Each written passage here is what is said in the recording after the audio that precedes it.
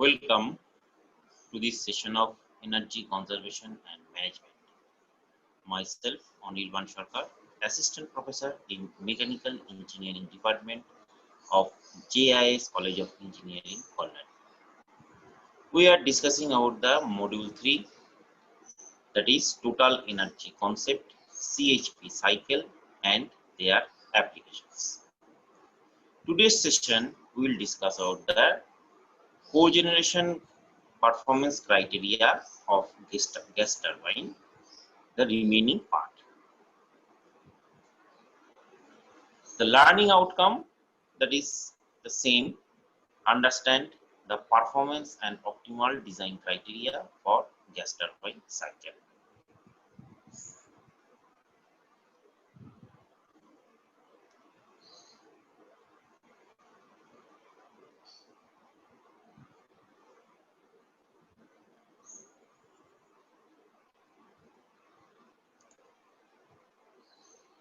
In last session, we have discussed nearly the half the part of this operation and maintenance and design criteria of the gas turbine.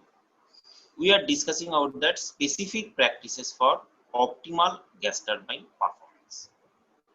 So in that part, we have discussing about that, first of all, evaporative cooling of an gas turbine inlet ambient temperature condition. The second part, that is air, fuel and water management. The longevity of the gas turbine at site is determined by the extent of its operation within design limit under mechanical and thermal loads, as well as the effect of air, fuel and injected steam water on the gas path surfaces in undermining component material properties. The constituents entertained in air, fuel, etc. may affect the gas path components.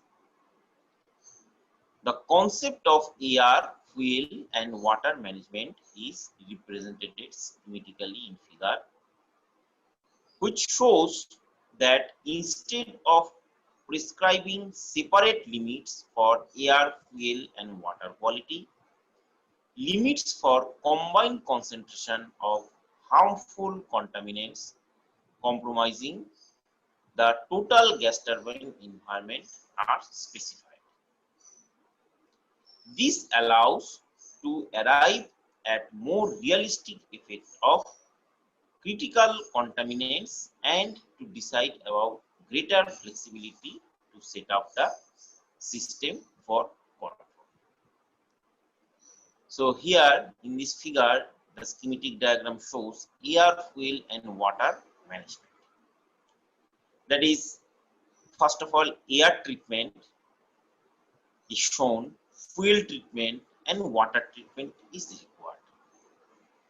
So this air treatment, fuel treatment and water treatment termed as secondary control of evaporator cooling water, and that as a whole total contaminants, gas, liquids and solids, these are all comes under the control of total contaminants. And after this, the chemical effects, that is oxidation and corrosion and mechanical effects such as erosion and abrasion need to be considered.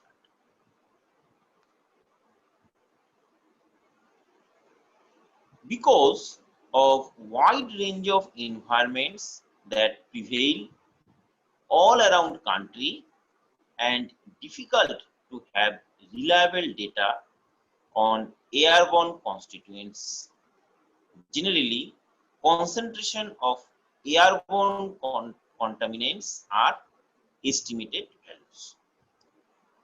Contaminants entering the gas turbines can be in the form of gas, liquid or solid particles. Airborne contaminants such as dust, salt, corrosive vapor, oil, etc. can cause erosion on compressor blade corrosion, fouling of components in hot section part, thereby reducing their life. A careful attention should be paid to inlet arrangement and application of correct materials and protective coatings. The air contaminants are removed by installation of good quality air filters at air inlet. Detailed study of air quality at particular site may be made at design stage so as to install air filter to get the best possible result. Regular cleaning of air filter and periodic replacement would give essential to maintain the power output at desired level. Monitoring of differential pressure across the filter bank provides good idea for condition of the air filters. In case of gas fuel, removal of condensate carryover is achieved by installing knockout drum at gas pipeline inlet point. Solid particles are tapped in one-line scrubber and filters through which gas is passed after passing through knockout drum. Finally, gas fuel is passed through microfine filter place just before inlet to the gas turbine. Supply of clean gas is a must in order to maintain the performance of the gas turbine.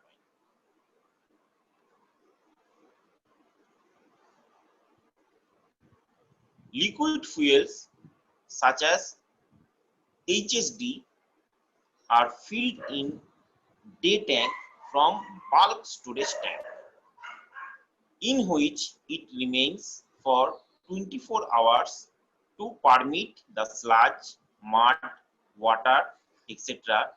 to settle in the bottom. Then the liquid fuel is passed through centrifuge to remove remaining dirt, sludge, water particle, etc. and filled in cleaned fuel tank. Thereafter, the liquid fuel is sent to the gas turbine at required pressure through pump having the primary filter, which is 20 microns on suction side, and secondary filters, that is 5 micron on discharge side, to remove remaining solid particles whenever possible.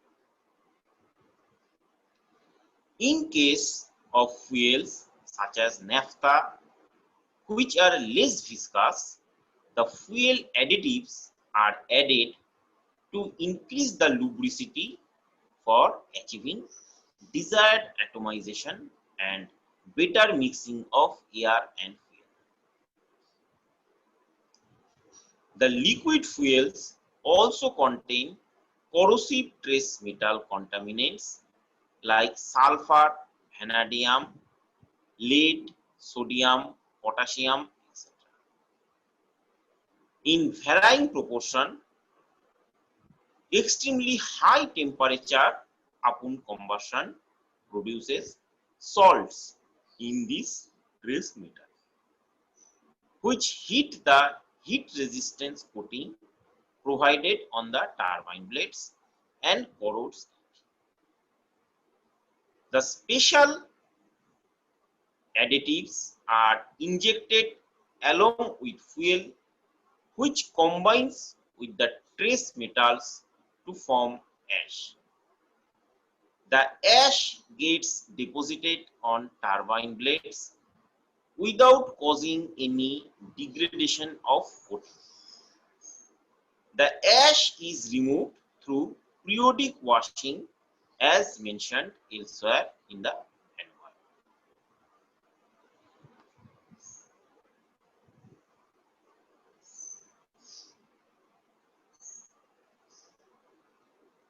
Now, the next point is water is injected into the gas turbine in order to control formation of oxides of nitrogen. Water chemistry and treatment, a technology in itself, plays a critical role in maintaining gas turbine performance. Contaminants in water injected into the combustor for emission control can be considered as being equivalent to contaminants in fuel due to more or less some quantity of both being used. As with air and fuel, two low-key concerns are corrosion and deposition, fouling. Sodium and potassium actively involved in hot corrosion are dissolved in water. Only DM water should be used for injection to overcome this problem and to maintain the gas turbine performance. The purpose of this discussion is to provide general information relating to combustion cooling air, wide range of fuels and water, which may be sent to the gas turbine. Because of importance of these inputs in determining the optimum performance of gas turbine, it is through fit to provide discussion as a part of good practice manual.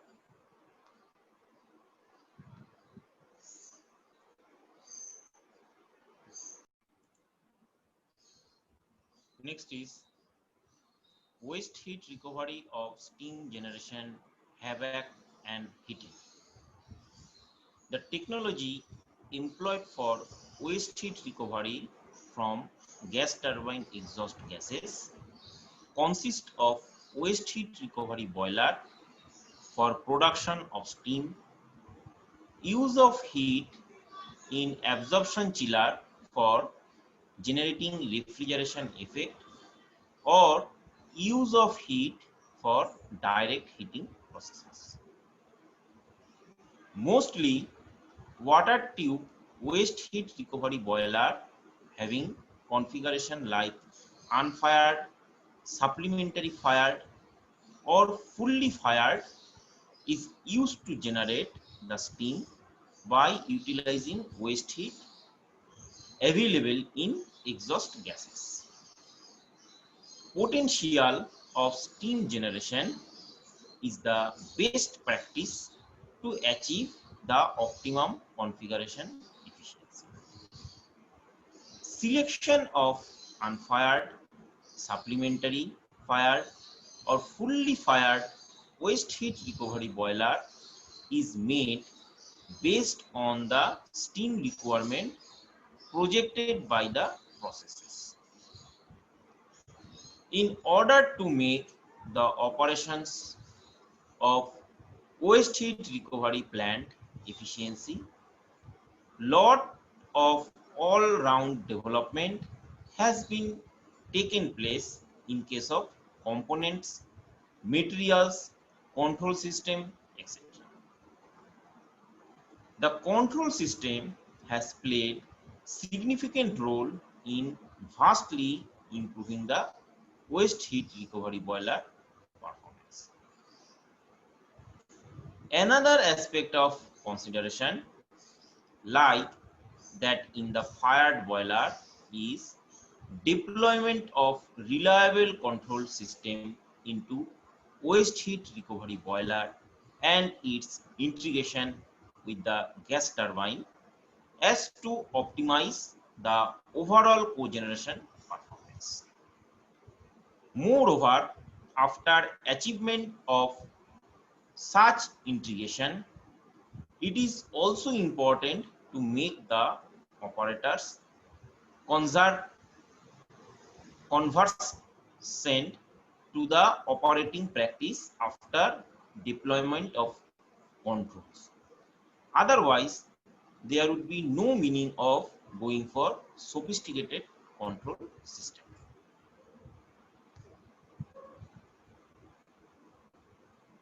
Many a time, the pupil ignored potential of waste heat recovery due to availability of less quantum of heat. However, it is very vital not to ignore even this smallest of potential of heat recovery to utilize it in whatever feasible manner. For example, to heat up something.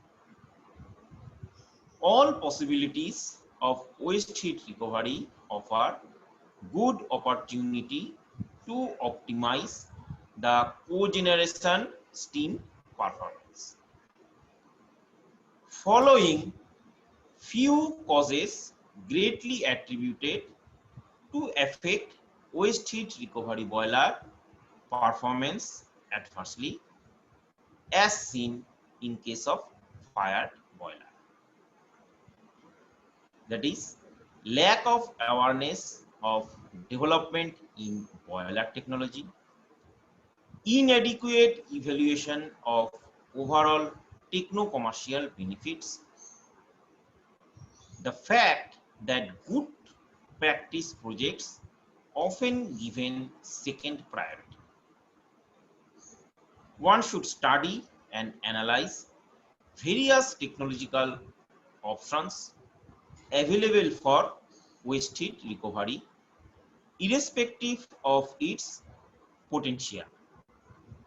Few lines mentioned in the portion relevant the fired boiler is also applicable to waste heat recovery boiler. The unfired version of waste heat recovery boiler may not be found similar to the fired boiler, but supplementary fired or fully fired version of waste heat recovery boiler are more or less similar to the independent fired boiler.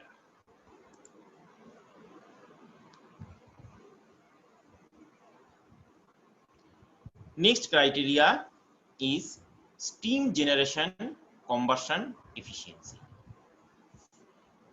To convert water into steam, the temperature must be raised to its boiling point, that is saturation temperature, by adding sensible heat. Then the latent heat is added to turn water into steam. For example, increase of temperature of 1 kg of water from 0 degree centigrade to 100 degree centigrade requires 419 kilojoule per kg of sensible heat. To convert 1 kg of water into steam requires 2258 kilojoule per kg of latent heat.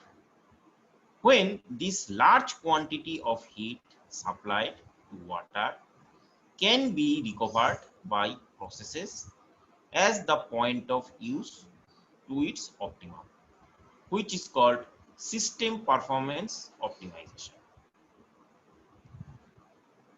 Next, total efficiency is defined as the effectiveness of any combustion apparatus to convert the internal energy contained in the fuel into heat energy for utilization by the processes. Any heat losses lower the efficiency of the processes. Radiation losses from heat escaping through the surface of waste heat recovery boiler walls are one example of losses. Waste heat recovery boiler efficiency is total heat contained per unit in the flue gases minus the energy losses through radiation, convection, etc., as well as final loss in the form of energy carried away by the flue gases, finally leaving waste heat recovery boiler. In case of supplementary fired or fully fired waste heat recovery boiler, energy input would be sum of heat contained per unit in flue gases and heat contained per unit of fuel fired. Thus, overall efficiency also takes into consideration combustion efficiency. Waste heat recovery efficiency in such case is the total energy input minus energy losses through radiation, convection, etc., as well as the final loss in the form of energy carried away by the flue gases, finally leaving waste heat recovery boiler.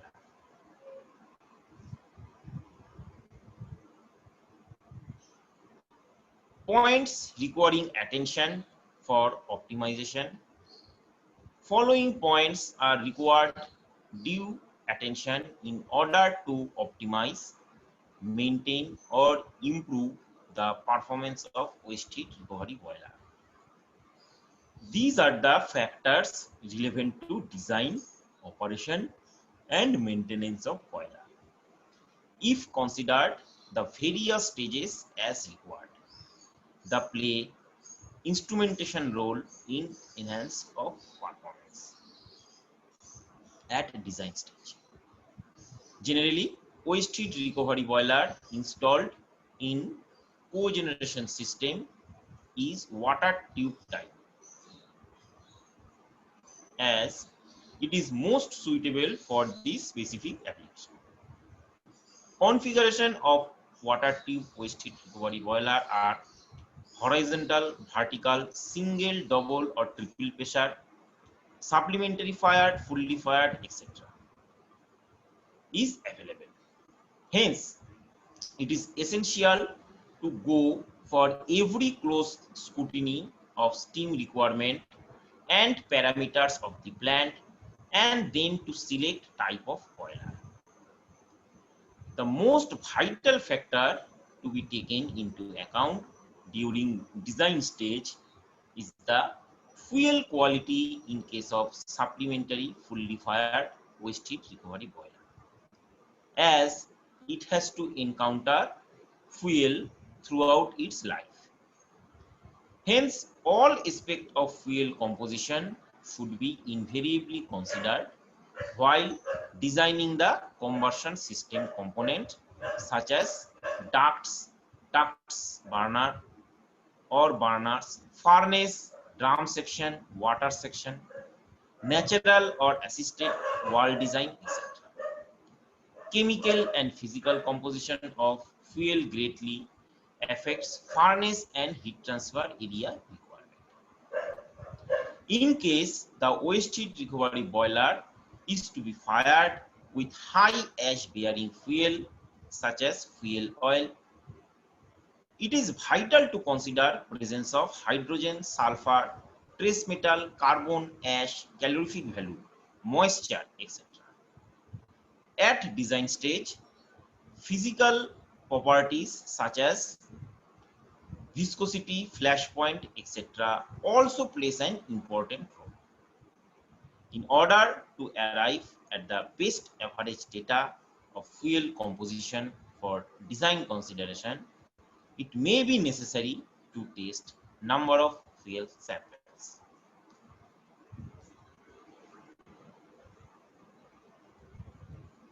Once fuel composition is established, next important stage is the selection of materials for tube water walls, lining, etc. Surface area required for optimum heat transfer from burnt flue gases at different stages in the waste heat recovery boiler should be carefully considered to compromise the combustion efficiency. Radiation loss depends on the temperature of waste heat recovery boiler external surfaces. The waste heat recovery boiler provides with inferior and poor quality of insulation and poor design characteristics tends to have higher radiation losses.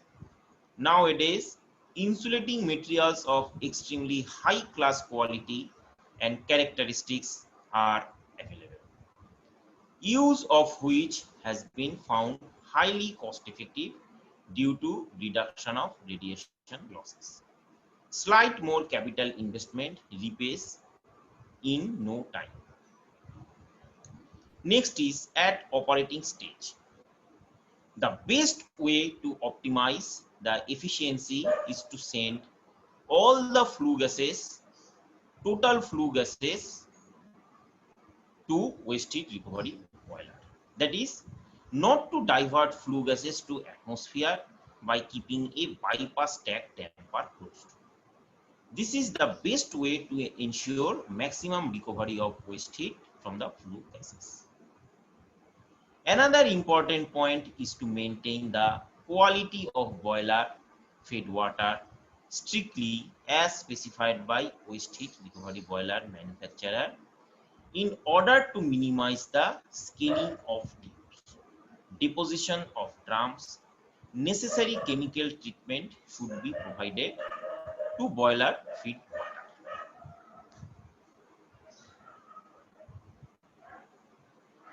The best way to maximize combustion efficiency in supplementary fully fired waste heat recovery boiler is to measure oxygen and combustible in the flue gases on a continuous basis. This requires deployment of instrumentations for online continuous monitoring of flue gases, compromising along with other relevant parameters. On observance of change in desired level of any component, it would be possible to initiate correct measures immediately, either automatically or manually, to bring back the component to its desired level. Number 4, the three essential components of combustion are fuel, oxygen, and heat. Stoichiometric combustion is defined as having just the right proportion of oxygen and fuel mixture so that most heat is released from fuel. In most fossil fuels, the chemical elements that react with oxygen to release heat are carbon and hydrogen combined by the fuel. Next is oxygen requirement for combustion is obtained from air supplied to boiler along with fuel. Air contains 21% oxygen, 79% nitrogen by volume. Hence, ideally, it is necessary to provide just the right amount of air to completely burn all the fuel. The ratio of required volume of air for complete burning of 1 cubic meter of fuel is known as stoichiometric air-fuel ratio. 1 cubic meter of methane requires 9.53 cubic meter of air for complete burning, hence stoichiometric fuel-air ratio is 9.53. Now some list of stoichiometric air-fuel ratio and heat of combustion for few common fuels. Hydrogen stoichiometric air-fuel ratio, that is 2.38. Heat in combustion, that is 328 kilojoule per cubic feet. Carbon monoxide also same, 2.38. The heat of combustion, that is 322 respectively. Methane 9.53 and 1013 respectively. Propane 23.82 and 2590 respectively. Natural gas 9.4 to 11, and heat of combustion varies 950 to 1150 kg per cubic feet. Coke oven gas 3.5 to 5.5, and heat of combustion 400 to 600 kg per cubic feet. Combustion ranges for liquid fuel. For carbon fuel, stoichiometric air fuel ratio, that is 150, heat in combustion 14.093 kilojoule per cubic feet. For sulfur, stoichiometric air fuel ratio 56, and heat of combustion 3.98. High speed diesel, that is 180 to 195 stoichiometric air fuel ratio, and heat is 18,500 to 19,800 kilojoule per cubic feet. For furnace oil, stoichiometric air fuel ratio 170 to 185, it varies, and heat of combustion varies 17,500 to 19,000 kilojoule per cubic feet. However, for all practical purposes, these provide exclusive for a number of reasons, including inadequate mixing of air and fuel, burner performance, fluctuating operating and ambient condition, burner wear and tear. Hence, to ensure that the fuel is burned with little or no combustible, some amount of excess air than actually required is supplied. For ensuring supply of excess air in required amount, excess oxygen in flue gas is continuously measured and necessary adjustments are made through boiler control system. Similarly, to ensure the amount of hydrogen and carbon monoxide in the flue gas is minimized, combustible are also measured. Heat losses through flue gases are in single largest energy loss in a combustion process. It is impossible to eliminate total flue gas loss. The product of combustion are heated by the combustion process itself. But flue gas loss can be minimized by reducing the amount of excess air supplied to the burner, as flue gas heat losses increases with both increasing excess air and temperature.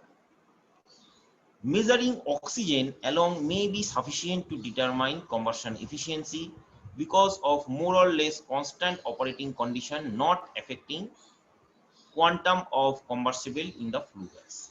If possible, other component may also be measured for better picture. Similarly, measuring combustible alone not provided sufficient data to make continuous adjustment to combustion process. To maintain combustion efficiency to its optimum level, it is essential to measure both oxygen and combustible in flue gases on continuous basis and integrated it with control system. Another area of loss is through blowdown given to boiler water. Dissolved salts enter the boiler through the makeup water supplied from water treatment system. Continuous evaporation of water in boiler leaves behind the salt in the boiler, leading to continuous increases. It can be concluded based on above discussion that fired waste heat recovery boiler monitoring and control system should have a flue gas analyzer which would effectively measure oxygen and control the amount of excess air in flue gases and measured hydrogen, carbon dioxide, carbon monoxide, the component adversely affecting the combustion efficiency. Fuel preparation for supplementary fired boiler or fully fired waste heat recovery boiler plays significant role to supplement efforts towards optimizing the performance. Next is fuel oil or LSHS preparation. Carbon and hydrogen in fuel oil, which are converted into carbon dioxide and water vapor of combustion, releasing a large amount of heat. In the event of incomplete combustion, carbon may be converted into carbon monoxide, which results into liberation of lesser quantum of heat. Proper filtration and preparation, that is heating to 50 to 60 degrees centigrade, reduce viscosity, helps in better atomization of firing and mixing of with air. This improves combustible process and performance. Spillage and leakage through negligence of faulty fittings in fuel pipeline should be avoided in totally. Apart from being wasted, they can be cause accident, pollution, and fire risk.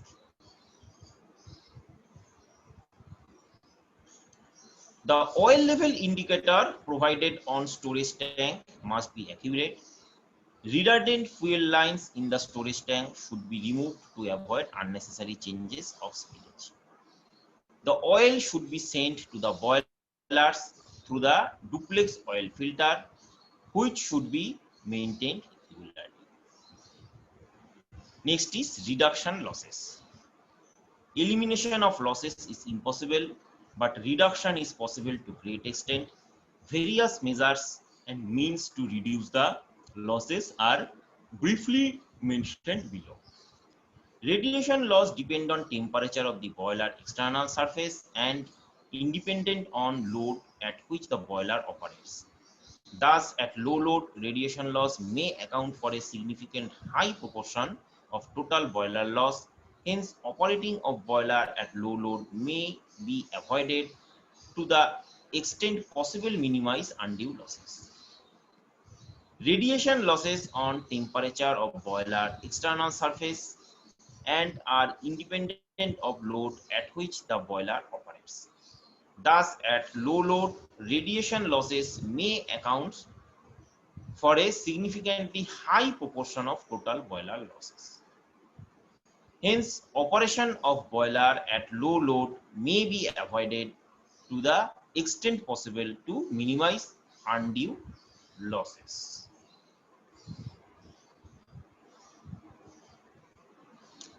Radiation losses depends on temperature of boiler's external surface and are independent of load at which the boiler operates. Thus, at low load, radiation losses may account for a significantly high proportion of the total boiler losses. Hence, operation of boiler at low load may be avoided to the extent possible to minimize undue losses. And proper selection, insulation on the steam and water pipeline and valves control contributes a lot towards waste heat recovery performance optimization by minimizing radiation losses. If insulation is removed for repairing, it should be immediately made good as soon as repairing work is over. This is seldom done in most of the industries. Number 5, similarly, it is essential to immediately attend to stop leakage and feed water and steam from respective pipeline joints and valves to minimize the losses. Number 4, inspection prior to outage for maintenance. A critical part of waste heat recovery maintenance is the annual inspection. The team consisting of maintenance engineer, water chemistry specialist, and manufacturer engineer may be formed for a such inspections. As the representative from different areas trained in different disciplines look at different things from varied angle to provide far better assessment of parts. Such inspection not only helps to identify existing problem, they are also best planning tools for next outage. The inspection may be planned well advance of date of outage so that adequate time is available to get the spare parts and engage a good contractor for maintenance. Areas of inspection are briefly brought out.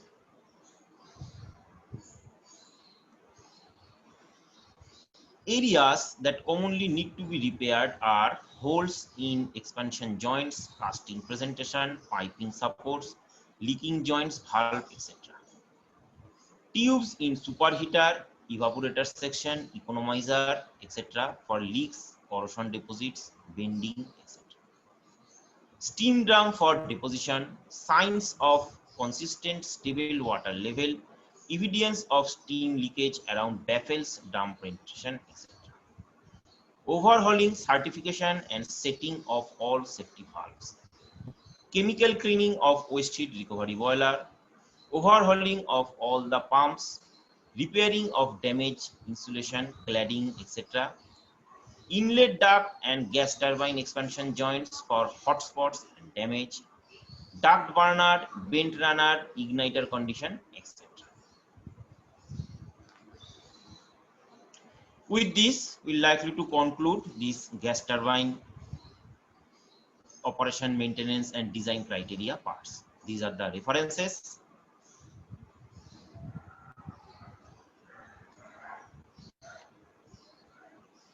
Thank you for joining the session.